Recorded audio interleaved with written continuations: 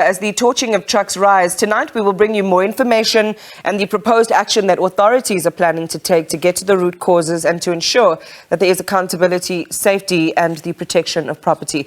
But first, let's start with a view from the road now, and our reporter Mlondi Radebe is in KwaZulu-Natal. Mlondi, good evening. You spent much of the day, you were on the road, you started off in Richards Bay this morning. Walk us through what you saw.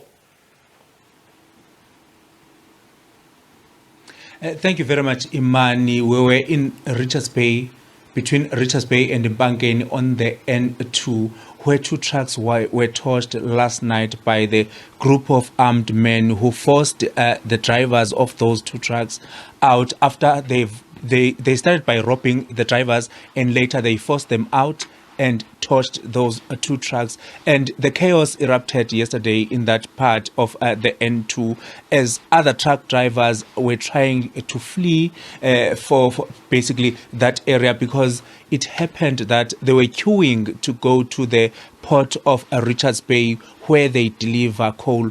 On a normal day, trucks are basically queuing at that part of the N2 as they are not mostly allowed on the John Ross highway to the port of Richards Bay. But yesterday, that incident of torturing of trucks sent them, basically they're now shocked and they are scared that as the time goes on, they fear, and they are calling on government to try and provide law enforcement agencies that will be patrolling in that area to try and assist them, because it seems as if these trucks are targeted by the criminals that are going around to burn trucks. Yeah. Based on what you've described, Mlondi, and at this stage, given the reports from the drivers involved, it seems, as you've just said, these are orchestrated attacks. Are police saying anything tonight about their theories behind this? Are they on the hunt for perpetrators, alleged perpetrators? At this point in time, when we spoke to the police in KwaZulu-Natal, they told us that they are investigating cases of malicious damage to property, armed robbery, as well as attempted murder. But for now, there's no one that has been arrested that we were informed about. But they were saying that they were still investigating these cases, especially in the Richards Bay area. And you'd remember that, Imani, over the weekend, there were those 6 trucks that were also burned in the Van Renen Pass on the N3, which also basically, when you count the numbers, the trucks that have been burnt in the province so far, it comes to 8. But police officers are investigating those cases.